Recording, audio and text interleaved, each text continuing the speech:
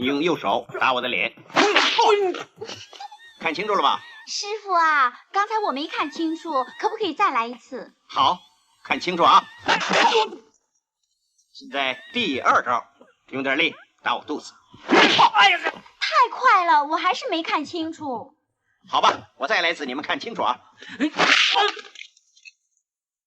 现在我给你们示范第3招，过来，你呢给我上7寸，下7寸，踢一脚。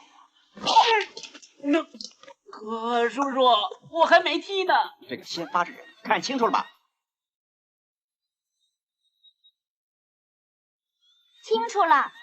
大家是不是都会了？对不起，师傅，刚才一招都没看清楚，可不可以再来一回？开什么玩笑啊！这都看不清楚啊，想把我打死啊！闭上你的嘴！教徒弟最重要的要看得清清楚楚、明明白白。哎，由头来似啊！第1招用右手打我的脸。第2招。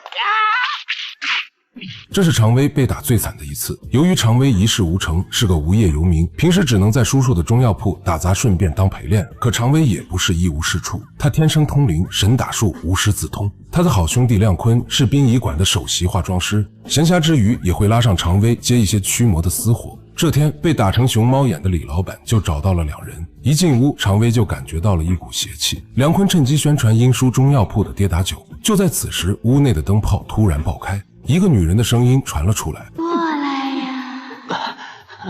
一名被折腾得体无完肤的员工从里面冲了出来。3人一起向传来声音的房间走去。李老板居然被拒之门外，眼看一个女人漂浮在半空中，常威尝试着跟她谈判，眼看对方不给面子，常威挤出中指血洒向女人，女人顿时就像火烧一样发出惨叫。常威的中指血可不简单，其中内含了他20年的童子阳气，是一切邪祟的克星。恶灵知道自己不是对手，就要控制女人咬舌自尽。常威急忙招呼亮坤去阻止女人，他自己趁机使出神打术，请神上身。常威被何仙姑上身后，一招就把恶灵控制住。恶灵知道不是对手，就说出了事情的原委。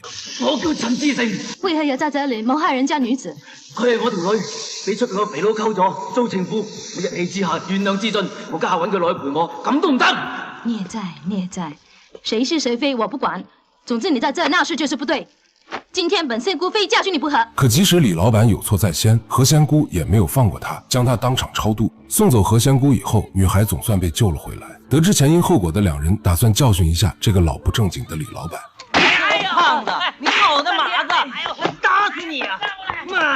李老板被修理後，不但沒有生氣，還給2人加了錢。賺錢以後，2人就到酒吧瀟灑。在這裡，亮坤遇到了令他一見鍾情的女人。雖然亮坤現在火氣很大，但他也知道自己的職業很難被人接受，就連表白的勇氣也沒有。隨後他們來到殯儀館，亮坤負責給逝者化妝，常威負責打齋超度。戲班的漢叔突發奇想，要跟2人打賭拉芭蕉精，賭金是1萬塊。亮坤本想拒絕，可想到自己還欠着高利貸，就答應了下來。月圓之夜，眾人來到了芭蕉林。首先要找一棵帶着花蕾的芭蕉樹，然後拿一條紅繩，一頭綁在花蕾上，另一頭綁在亮坤的腳趾上，再把血滴在紅繩兩端。等一會，芭蕉樹就能變成亮坤想象中人的樣子。可就在此時，意外發生了。原來這裡早就有一棵芭蕉樹成了精，幸虧常威及時出手救下了亮坤。雖然出了一點小插曲，但他們賭約還要繼續。隨後，他們找到一棵更大的芭蕉樹，亮坤開始在腦海中想象在酒吧遇到的美女。這次芭蕉樹真的有了反應。就在關鍵時刻，護林隊突然出現，眾人被嚇得四散而逃。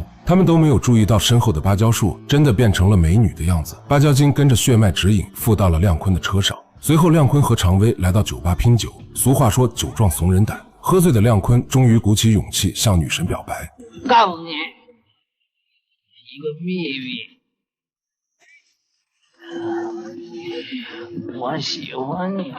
就在女神要答應的時候，不爭氣的亮坤直接醉暈了過去。可此時美女卻被熊哥盯上，熊哥派小弟去擺平美女。小弟把美女騙到停車場就要行兇，結果被芭蕉精撞個正着。很快小弟就被芭蕉精吸乾了陽氣，就此芭蕉精徹底變成了美女的樣子。與此同時，醒酒的亮坤和常威也各自回家睡覺。次日一早，亮坤被嚇了一跳，他昨晚表白的女神居然出現在自己家。美女自稱阿金，正是昨晚被他召喚出來的芭蕉精。可亮坤根本不相信這麼離譜的事，於是阿金就表演了一個絕活。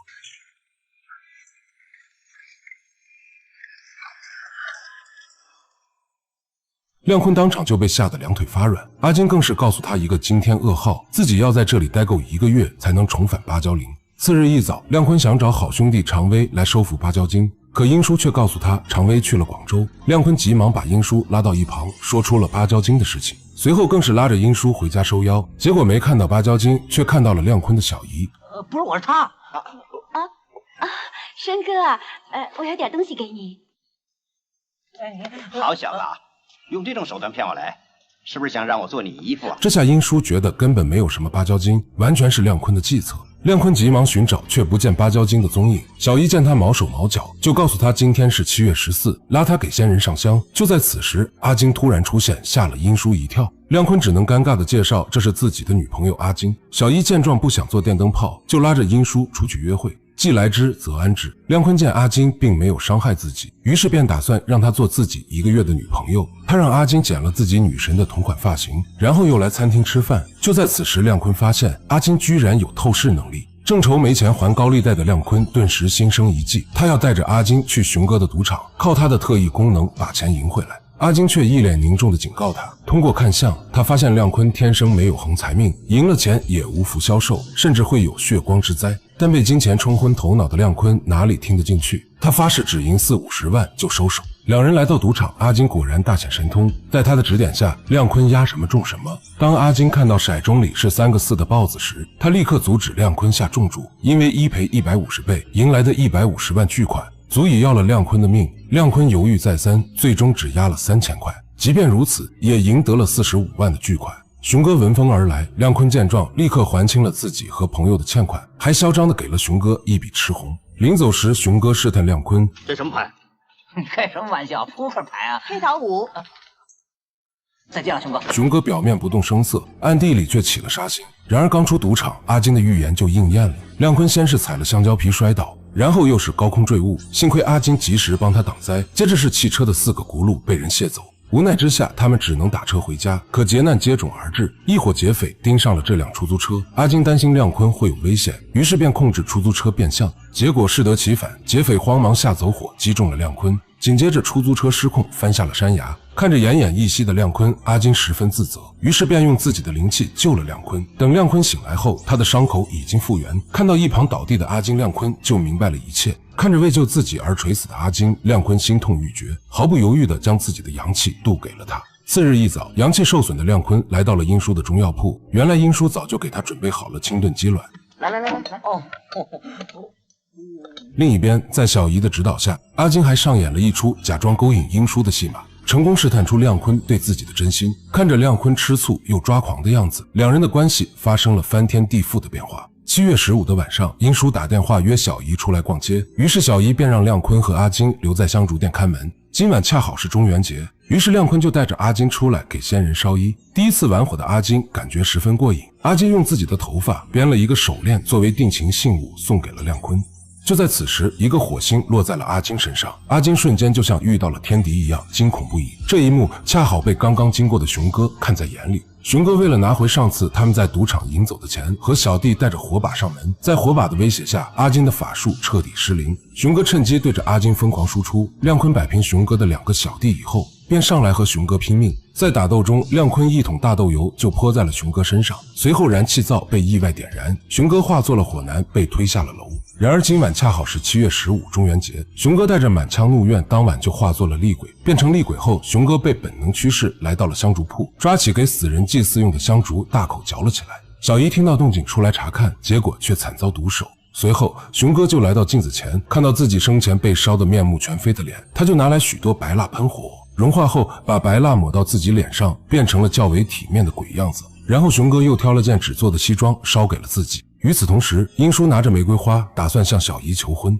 可他一进门就看到小姨倒在地上，已经不省人事。见英叔悲痛欲绝，熊哥痛快极了，他死了，我再把纸干掉，叫他绝子绝孙。英叔一听就知道熊哥要去找亮坤，他赶紧给常威打去电话，让他立马布阵。熊哥找过去时，一进门就很嚣张的喷火，但下一秒他就被泼了一盆黑狗血，狗血是厉鬼的克星。熊哥立马火气不足，想要逃跑，可常威怎么能放过他，立刻请了孙悟空上身。只见常威用灵符将熊哥定住，然后打出一击六脉神剑，熊哥当场就被炸得四分五裂。正在此时，英叔赶来了。他看熊哥的残状，也以为他已经完蛋。可是突然，熊哥的残肢正在他意念的控制下重新拼到一起。常威一看，立马施法。坏了，不灵了！原来他的施法有 CD 限制。无奈之下，常威只好替英叔传功，让他替自己给阿金做法事。为了给他们争取时间，常威只好拼命拖住熊哥。而另一边，英叔等到月亮出来时，立马引来月光，为阿金续住灵力。随后便将亮坤拉芭蕉的那根红绳一头绑在阿金头上，另一头则套住一只白鸽，然后再咬破亮坤的手指，用他的血为阿金点额。有什么话快说吧。不管我变成什么，我都会永远记住你。做完最后的告别后，英叔就吸出阿金的记忆，移进了白鸽的脑子里，然后又通过红绳把他的魂魄转移到白鸽身上。阿金送给亮坤的定情信物也化作了灰烬。随即白鸽的额头就出现一个红色印记。亮坤与白鸽默默注视着，想到他们在一起的点点滴滴，亮坤不禁泪目。但阿金终究是精怪，他们没法长相厮守，只能各寻归处。与此同时，正在追常威的熊哥穿过街道时撞在了疾驰的车上，他身上的火瞬间引爆油箱，就此熊哥彻底灰飞烟灭。可亮坤的故事并未结束，他现在不做遗体化妆师，改做活人化妆师，而阿金也以另一种方式重生。最近我每天梦见一个见不到脸的男人，跟我一块在那烧元宝，不过就是看不清他的样子。当我就要看到的时候，突然一阵大火吹过来，就把我吓醒了。送给你的。干什么？你生日嘛，是我编的。到这里，影片结束。本片别出心裁，以芭蕉精传说展开一段人妖相恋的悲情故事。它与缥缈的人鬼恋不同，因为芭蕉精是因主角亮坤的想象而生，并且有着1个月的时效性。而英叔不再是绝对主角，褪去高强天师光环，化身温润通透的陈师傅，以旁观者的视角看破阴阳情缘。更有天生就会神打术的常威辅助，奈何人鬼殊途，最终芭蕉精还是烟消云散。不过结局补全了所有遗憾，也是港片中少有的完美结局。我是小 K， 我们下期见。